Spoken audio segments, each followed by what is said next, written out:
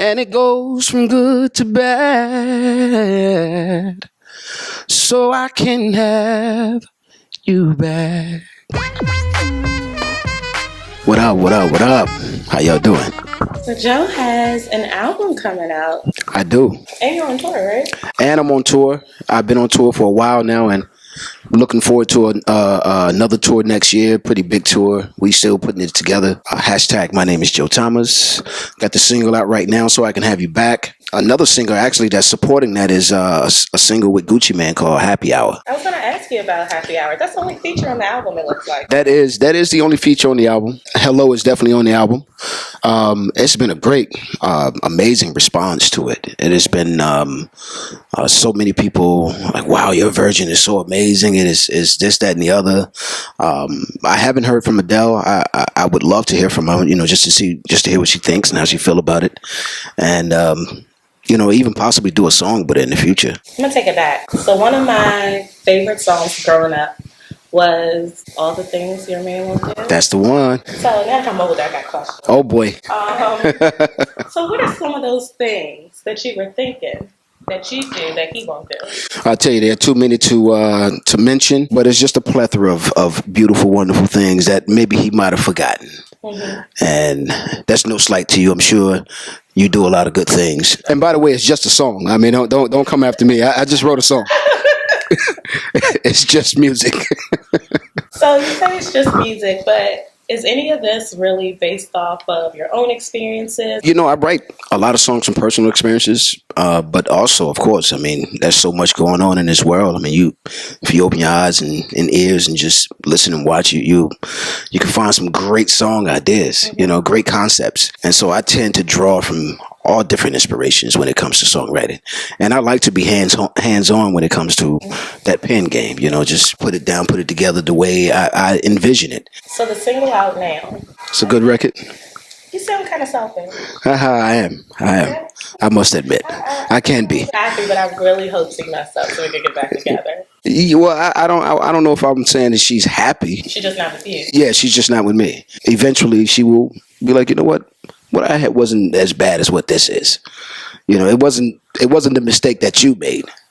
So I hope you make that mistake. That is so and I really do. I hope you trip and fall off a damn cliff. Are you talking? No, I'm just. No, it's just a record that I wouldn't say necessarily happened to me, but when you write songs that relate to people, they like to tend that it came from you or something that you actually experienced. But I mean, I just write songs that I think people can relate to at the end of the day. I think somebody has been through that. Who are your, I'd say, maybe top influences when it comes to the music game? What you want to sound like, how you want to grow, how you want your career to mature? Because you've been around since, 92, 90? Yeah, 93, I released the first album. Yeah. Admirers, I mean, it's... Wow. I mean, Smokey Robinson, I think, has been very consistent, in his career with songwriting, being an artist, from being in a group with the Miracles and going solo. It's kind of tough right now for R&B. I mean, it's really hasn't been anybody other than Charlie Wilson that has sustained the longevity and that continues to put out music and quality music. Isley Brothers, Ron Isley also reinvented himself as well.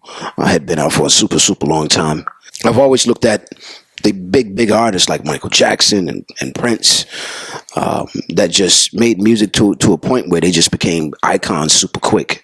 I still got a lot of respect, for radio because they put me in position to where I am now. Had they not played one of my records, we wouldn't be having a conversation, obviously. But it certainly has changed. I think it has become a little bit more corporate. As far as maybe they want to play this particular record, but if it's not top 10 or if it's not at a certain format yet, at a certain position chart-wise, which is crazy because how could it ever get to a certain position if you don't play it? You just keep going and then you keep building on those relationships that you have and connecting with people and making sure that when you go into radio that you show them respect, you treat them, this is your house and thank you for invite me in, and whatever I can do for you, please don't hesitate to ask, so forth and so on, and hopefully, everything is reciprocated, and a lot of times I feel it is. I mean, I love Kathy Hughes, who is a pioneer, has been a pioneer for a while, and has been super supportive. So it's people like that that when you build the relationships, they last for a long time, and you don't really have to worry too much about the radio play. And is there anybody you'd even be willing to collaborate with? Well, the funny thing is, when you look at male R&B singers, it's like, are they really R&B anymore? No. I mean, I love Chris Brown, but I don't know what category to put him in at this point. He's a phenomenal performer, phenomenal vocalist as well. I mean, I think he does some great things vocally. But when you look at the hip hop of his style, it's just, I'm not sure if that's considered to be R&B. I think he's creating a whole nother genre, maybe. Maybe a mix between the two, obviously. But I mean, I think when you look at the Bryson Tillers, I don't really know a lot about Bryson Tiller, but his name is, I mean, he's out there. I mean, his name is, household at this point. Tory Lanez, and I know Tory's a phenomenal MC. So it's kind of hard to, even Jeremiah. I mean, Jeremiah, I think he writes more on the hip hop side of R&B as opposed to that classic side. And I think that's where I come in. It's like, I would like to see, a young artist coming into the game, and that's like, you know what, man, I'm going to go in, I'm going to sing my ass off. I'm going to write my ass off. They're going to do the things that's necessary to hold up the banner of what R&B has always represented.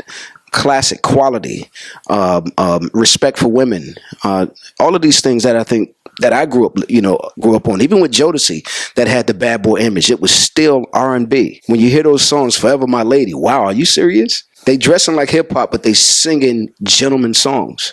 Just don't give up on the game. Don't stop working. Just keep moving.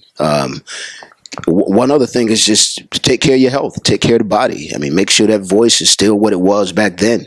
So when you do get the opportunity to either perform live or make that phenomenal album, you still got the tools that are necessary to get it done.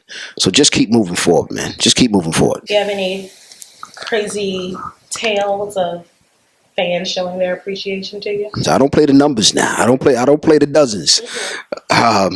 I mean, that game is old. I mean, that game gets old after a while. Yeah. I mean, when I was younger, of course, that was fun, and that was what we did.